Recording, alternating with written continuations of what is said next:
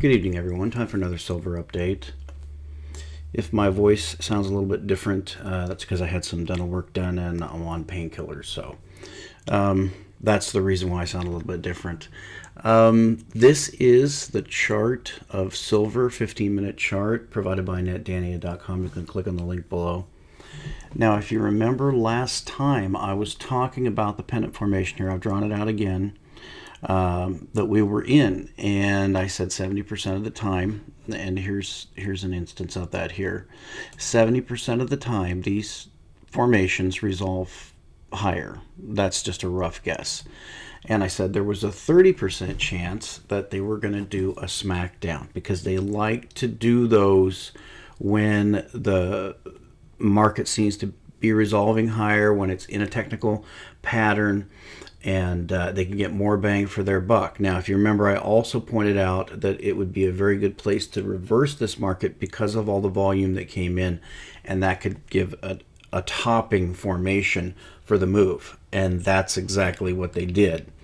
So we had a big move today. Now, if we pull up the volume and look at the daily, you can see. So here's the volume coming in on the 15-minute. You can see that today's volume was pretty big.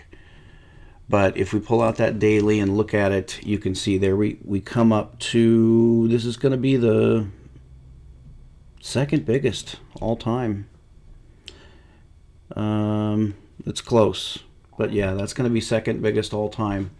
So they managed to smack that down on the second largest volume of all time, and perhaps they can keep a lid on it. That's maybe what they're thinking.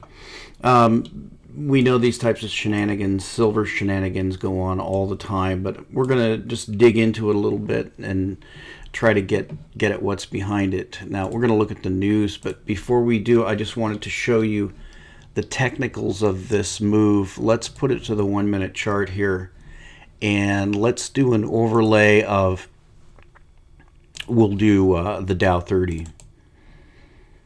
So with the Dow 30 overlaid, you can see the action. Now the action came in, we'll look at the story here that we're going to cover, but it was this story here. U.S. stocks advance with dollar as oil rebounds, treasuries drop. And then we find out here that Senator Chuck Schumer tells us that Janet Yellen had a private meeting with him and the Democratic lawmakers and said that there were no plans to raise benchmark interest rates immediately. Okay. So we'll get back to that when we talk about what's going on with that. So that's the news that moved the market. And let's get our arrows in here so I can show you how interesting this is. So let's the bar chart here is silver. The line chart is the Dow 30. So you can see just the overview that silver took it on the chin. When the pennant was in there, we were at 1850, but now we were below 18, and you can see we were trading around 1750 or so when the massive smackdown came. You can see it's about a 75-cent move there, from about 1750 down to 1675. So the initial selling came in right here, and you can see that two big drops, and as many have pointed out for the longest time, that obviously that's not a trader doing that. That would be the dumbest way to trade in the world, is to dump everything at once, unless you just had to get out of position or something. Like we saw with the Swiss franc, you saw that we've never even come close to half of those prices that they trade at, so people got terrible fills. That's just a stupid way to trade. Nobody's doing that. So we know that it's the government, the Federal Reserve, the central banks that are doing this trading, not individual traders or banks at their behest. So let's look at what really happened here. You can see the little Yellen leak, Mr. Yellen as they call her, leaked out that they're not going to raise interest rates. So we get the two smackdowns, and then you can see right here, this is again the 1-minute chart. So we've got 2 minutes of silver, actually 3 minutes of silver cratering, 1, 2, 3, and then boom, right there. You see that? That's where we get the bottom in the stock market. The second that they unleashed their paper torrent of silver selling, then they rallied the stock market from about 17,150 all the way up to 17,443, about 300 points. They put 300 points on the Dow. And we'll just get over to the Dow and look at it by itself, because there was a lot of topping activity going on recently, and we had just in the daily chart, interestingly, we had just put in this new kind of low for the move. Let me get this line out of here so I can move the chart. But we had put in a new low here. You can see on this latest blue candlestick right here, and we were about to round down, and let me get this back to the weekly here. You see we were rounding over, about ready to go down, and then we get that 300 point magic rally. And so let's look at the news behind that, because it's interesting what they did, and look at some other news stories as well. So this is the news and how they accounted for it. I tried to find the exact time stamp of when this broke, but it's very hard, because this was Schumer telling somebody in the press that Yellen said something to him. This is how crazy it's become. So Federal Reserve Chair Janet Yellen told Democratic lawmakers that there were no plans to raise benchmark interest rates immediately. What does that mean? According to Senator Chuck Schumer, after the central bank on Wednesday boosted its assessment of the economy. Okay, so it's news that the Fed is not going to raise rates immediately. This is a chart of the interest rate. This chart goes back to the early 1970s. Here's the period that we're at. It's flatlined. If this were a patient in the hospital, he'd be dead. So for the Fed to come out and say they don't plan to raise rates immediately, is that a little strange? Are we smacking on desperation here? What's going on? Something's going on. There's some kind of shenanigans going on here. Now, also the gold-silver ratio, it did a tremendous bounce. I pointed out before when we got near that 80 price, and you can see that's the kind of the ceiling there for it. It gets up there and then it tends to turn around. And I pointed that out at the time. Well, you can see it was turning around. In fact, just in the 24-hour gold-silver ratio, we had touched down to 71. You can see that over here. And we rocketed back up with this smackdown, up to nearly 78. So let's see if I can find that on the 1 minute. It doesn't show it, but you can see it touching 75 there.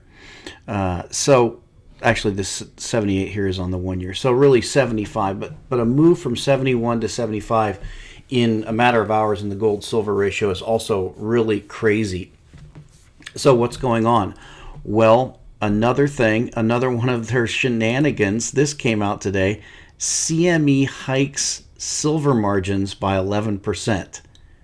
That is absolutely astounding. They brought that out after the market closed today, that they raised the silver margins. Now, we've had explanations from the CME before, and the reason that they give, the stated reason for their margin changes is because of volatility. But we know that's disingenuous, because their margin hikes over here back in the 2011 top, that's what increased the volatility.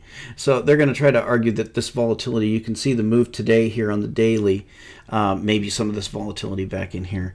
But this kind of smacks of desperation. That's really strange. So we have a leaked announcement, or a leaked lack of announcement. We know the Fed has to raise rates, and they're trapped in a box. You can see how long it's been. Now let's look at, this is Bill Holter on Miles Franklin and his commentary about this, the Fed being in this box. He says, "The reason behind my writing this missive is simple. the thought process out there in gold land has just at the wrong time shifted to, but why can't they just keep papering things over indefinitely? The answer is just as simple, and if you stand back and put your common sense goggles on, you can see it. Our financial system is untenable.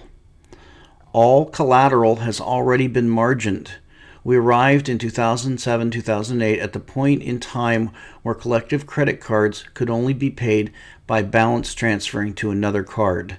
New debt has needed to be issued just to service existing debt. Now, this is true even for sovereigns.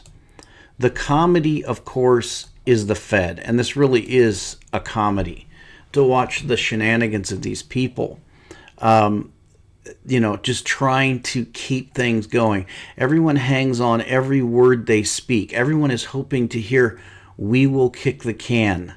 Let me help you stand back for a moment to see the forest. It has now been 5 years since 2009 that we have heard the word recovery, and the Fed will begin to tighten. Every year, every quarter, and every Fed meeting, we've heard the meme, the Fed will begin to tighten later this year or early next year. Do you see my point? Nothing has changed since 2008. The only thing that has changed is the world is now further in debt, gobs of currency have been issued, yet consumption or production are higher. Neither consumption or production are higher. The bad situation we were in is only bigger, while the amounts of unencumbered collateral underlying it all are much smaller. In understandable terms, systemic risk has never been higher. So we've got, in my opinion, these shenanigans, these smack at desperation, coming out and raising the margin on silver after hours for no reason at all. Not even having the Federal Reserve talk to the press directly, but talking to the Democrats in private and then having the Democrats leak that out. Just bizarre behavior. But you can see this has got to come to an end at some point. Are we going to be like Japan and just go like this forever? I don't think so. I don't think that can happen for all the countries in the world. So something's coming. They know it. And I think what probably Janet Yellen and Chucky Schumer discuss in private, and a lot of them probably discuss, is how are we going to find somebody to blame for this when this system completely collapses? Because people are going to ask a lot of very hard questions about what we knew, when we knew it, what we did, why we didn't do anything about it. And that's probably what makes them very, very nervous. That's why they want to kick the can down the road. That's why they want to put this top here in silver. Now, I did look for some bargains. I didn't find any on my favorites. I didn't find anything out of Perth. I think the best deal I saw was you can get the half-ounce goats series for like a low $11 over at Gainesville Coins, but they're 2015, so there really weren't a lot of deals that I saw. Now, will this smackdown be temporary, or are they going to try to round this down into new lows? Now, I would be absolutely shocked if they were able to put this down into new lows. But you can see this volume section here now is actually larger than the volume section that we had. So they did what I was thinking they were going to do, is put in this volume, cap it, and then bring it down. So it is theoretically possible that they could try to test it and put in new lows. Let's put in the trend line and see what that's going to look like. We'll go from the weekly back to the daily. So unfortunately, I can't move it. Let me get this out of here so I can move it.